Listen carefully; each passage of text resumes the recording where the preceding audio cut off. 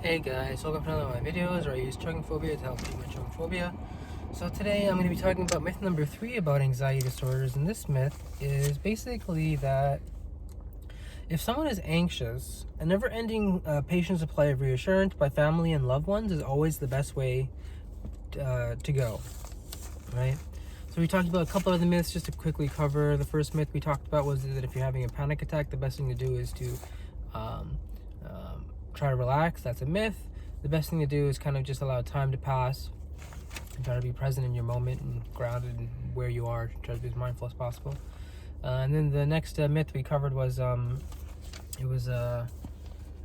stress, whether anxiety is stress caused, and it's not. It's stress related.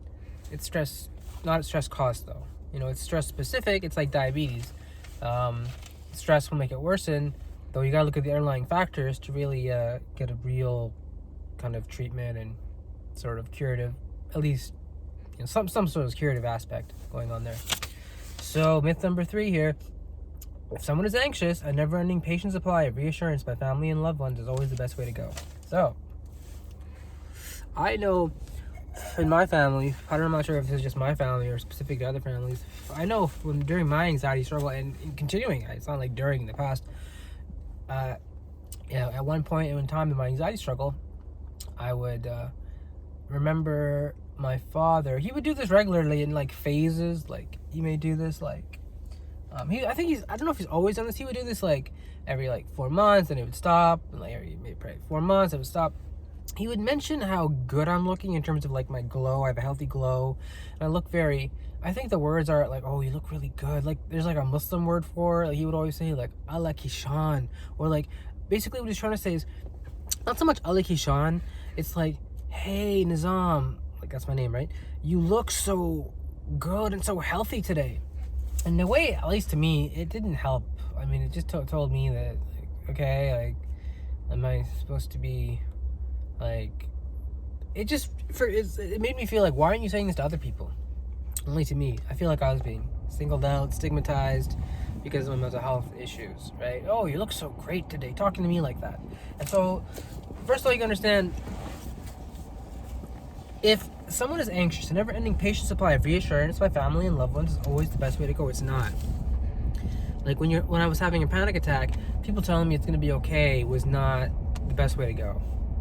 And why is this? Why is it that when we are anxious, having friends and family reassure us is not the best way to go?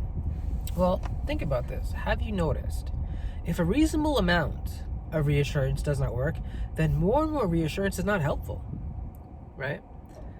Even the person asking for reassurance knows the answer, but can't help asking. I remember one of the first times I was having my choking phobia, I made some eggs, and they were probably a little undercooked. And this is just during the beginning of my choking phobia. And so I went upstairs to my mom and dad's room and asked them, "Are these eggs good?" And they said, "Yeah, they're fine." Now, what you don't understand though is when I was asking about good, I wasn't just asking about whether the eggs are good, like, are they good, are they undercooked, can I eat them and I won't get sick? I mean, is everything good about food in my life? You know what I mean? As my choking phobia was taking over so much, that's what I was really asking. And so when I heard them say, "Yeah, it's good," I thought that meant, oh, my choking phobia is good, I'm good, everything's gonna be great. When you realize, though, that's not the way to go, because that's just deluding yourself, because 10 years later, I realize it's through cognitive behavioral therapy and exposure therapy, and not through excessive reassurance seeking that one kind of deals with anxiety disorders. So, for example, getting reassurance, whether it's asking another person or many people or many doctors, getting medical tests or checking the internet repeatedly does not seem to work. I've been to many doctors about these things, but my choking phobia, it helped a little bit in the short term, though it always come back. It always come back. I'd be like, oh, I got to go for a follow-up visit because I may have a Barrett's esophagus, some sort of precancerous, condition in my throat. And I remember keep saying this, like, I gotta remind my doctor, I gotta go, and that comes from excessive reassurance seeking, right? Oh, you went to your doctor's appointment, don't forget to follow up. Yeah.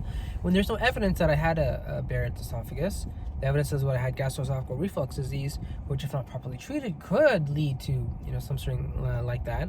So if you take medication or not, it could be reduced. So what I'm trying to say is, though, that, do you see how that's reassurance seeking? I think you guys do by now.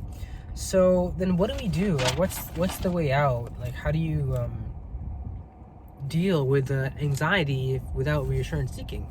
Just one more quick example of reassurance seeking. When I was Muslim, while I would eat, I would listen to Quranic verses. You know, people reciting the Quran, talking about the Quran, stuff of that nature. And you know, after a certain period of time, it just got like formal. It wasn't even like I wanted to. It would just be like, get the food, get the Quran going, and then eat. And so it was like you didn't really care. You know what I mean? You were just doing it because it was there. For reassurance, right? Just so that, you know, to feel reassured. And so there was no real truth aspect going on there. It was just, I do it because it makes me feel good. It makes me feel like everything's going to be okay, whether it is or not. So that brings me to this point. How did we deal with uncertainty? We deal with uncertainty by learning to tolerate doubt. So, for example, one of the things one of the things that clients ask their patients is, for example, let's do an experiment right now. I was to ask you, think of a loved one, like your wife, husband, whatever. How certain are you right now that they're alive, right? Like, I just talked to my dad like 5-10 minutes ago, right? Other people probably saying hour, a couple hours a day, whatever, right? The point is, how certain are you that person's alive? There's a reasonable amount of certainty. But, for example, we can't know anything, right? We can't know practically anything for sure. And yet, for some anxious people, this is excruciatingly difficult to bear. To not being able to tolerate doubt. To not being able to just be like, all right, so what happens if I fuck up? If, you know, I'm doing my choking phobia and something happens and I just mess up, right? Okay, so then what happens? You stay there and you live there. I mean, that's all part of tolerating doubt, being at that point where it's just like, all right. Because we gotta understand, when I'm listening to the Quran and all those things, that's religion, and that's based on certainty. Science, on the other hand, is based on doubt. And mental health and CBT, evidence-based thinking, is based on doubt. And it's better to look at things like, I don't know these things, so I want to learn more about them, rather than to be like, oh, I know this, so let's just tread water and do the same thing over and over again. So, yeah, just looking back at my notes here, you have to deal with doubt. That's the only way you can get out of your excessive reassurance-seeking pattern. This pattern of, oh, I need people to, you know, tell me I'm okay, everything's gonna be okay, God's gonna love me, yada yada yada. When sometimes you gotta just take a deep breath, kind of like grow up and look yourself straight in the eye and be like, okay, so what's going on now? What's my anxiety level? It's coming down, and, you know, filter everything else out and just be like, okay, you know, what am I exactly sure of, and what can I be a little bit sure of? You know what I mean? Like, don't categorize it all. I'm just saying, like, understand there's some things you won't know for sure. Like, know that we or our loved ones, right, will stay safe and will stay safe and healthy and happy in the future. Like, we would like to know that. We all wish that. How will we all know that for sure, though, right? For some people, we just gotta tolerate a bit of doubt. We gotta be like, we don't know what's gonna happen in the future. And this is very important with choking phobia, a lot of disorders, anxiety disorders. People want to know everything that's going to happen. You want to become a control freak. Just let it all go, kind of, in a way, and see what happens. Make certain that we never have or will make a mistake, right? Or accidentally cause a problem, or do something wrong, right? Will only give us the delusion of preparing for or preventing bad things. That's all worrying does. It gives us this decision. So making certain that we will never have or will make a mistake or accidentally cause a problem or do something wrong, all of that worrying, right? All that does is give us the decision, right? Of preparing for or preventing bad things. That's all worrying does. It gives you a sense of control by saying you have a choice. You can worry about this or try to prevent this. And that's okay for some people. The thing is, though, for anxiety people, if people have anxiety, you want to not hang on to control and knowing things. You want to be able to handle doubt. You need to be able to tolerate doubt. So the principle underlying many of the best treatments for anxiety are learning how to tolerate doubt. Even though your mind may be screaming, make sure, or check the facts again, or the ultimate solution is to, or something like that. The ultimate solution is to learn how to find the leap of faith called good enough, or likely but not certain. I want to repeat that.